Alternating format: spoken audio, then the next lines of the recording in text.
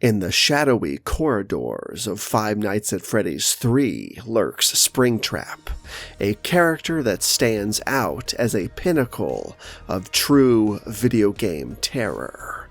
Crafted with meticulous detail, Springtrap is not just a mere haunted animatronic.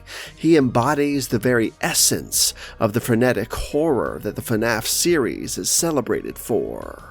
Today, let's dive into the multifaceted aspects of Springtrap's design, movements, and the sinister backstory that help to cement his status as the ultimate Five Nights at Freddy's antagonist of not just FNaf 3, but the entire franchise as a whole, a status that, considering his horrid past doings, is well deserved.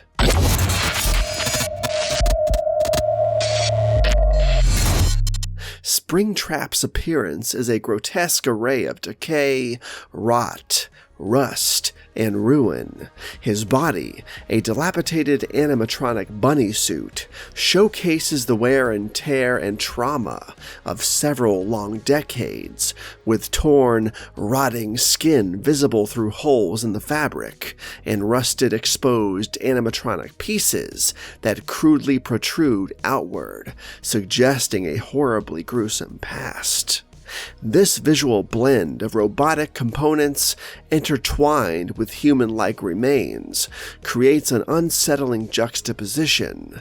Springtrap is both nowhere near human, at least not anymore, yet uncomfortably close all the same, which only adds to his supernatural and extremely unsettling existence as this decomposing abomination. To me, what makes him exceptionally disturbing are the aforementioned human elements visible through the suit's wear and tear: mummified flesh and sinister, grinning teeth behind a crude bunny's face, remnants of the man once known as William Afton, now just a reanimated corpse encased in a mechanical tomb, a fate that, for those who don't know, was one that William surely deserved. The erratic and unpredictable movements of Springtrap add a thick layer of tension to his character as well, because he does not move around as easily as the other animatronics. Rather, his motions are jerky and seem forcibly controlled, hinting at the painful fusion of flesh and metal inside this horrifying bunny suit. Within FNaf 3 specifically, this animation style not only enhances the horror, but also deepens the player's dread, as his sudden appearances are both startling and unpredictably timed. Unique to FNaf 3, Springtrap is the sole animatronic that actively pursues the player, creating a persistent and direct threat that heightens the game's suspense. His ability to invade the player's personal space, appearing suddenly at the office window or the door, turns every encounter into a heart-stopping event. This invasive nature makes the gameplay not just a series of scares, but a personal confrontation with fear itself. And while there are many FNaf fans who deem FNaf 3 as one of the least scary FNaf games, for whatever reason, there is also a huge chunk of the fan base that concurs with its proposed status as one of the franchise's scariest entries. At least, as scary a game as any FNaf game could be, considering the types of games these are in the first place, of course. Springtrap's backstory is as macabre as his physical form would suggest, if not more.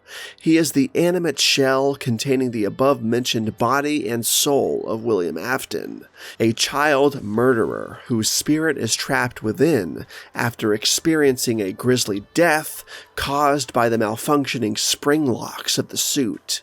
Basically, after being cornered by the spirits of the children he murdered in a back room of Freddy Fazbear's Pizza, the third location of the pizzeria, I believe, correct me if I'm wrong, the FNaf lore is deeper than the Mariana Trench, okay folks? He decided to put on the same spring Bonnie suit he used to wear when he would lure and murder these same children. I guess in some kind of ill-fated attempt to both fool the ghosts and mock them, but due to his shaky movements and the fact that the suit was water damaged due to a damaged roof, the spring locks of the costume catastrophically failed, with Afton inside. Every part of his body was impaled and bludgeoned, and he dropped to the floor, twitching in shock, where he lay, bleeding out and eventually dying. But dying was only the beginning for William Afton. The FNaf 3 game mechanics involving Springtrap are ingeniously tied to his lore. Players must use audio cues to manipulate his movements. This element of sound adds a psychological layer to the gameplay. Players must strategize not just where to direct Springtrap, but also anticipate his responses, making every decision a matter of life or death. The omnipresent threat of Springtrap, coupled with other system failures like ventilation errors, creates a claustrophobic atmosphere brimming with tension. Springtrap is further brought to life through his eerie sound design. The occasional moans, the sound of his shambling steps, and the mechanical creaks of his body are constant reminders of the horror lurking in the shadows. Moreover, unlike other silent animatronics, Springtrap sometimes speaks, his voice lines delivered with a calm menace that belies his violent intentions. These elements of sound design are critical in building the oppressive, haunted atmosphere of FNaf 3.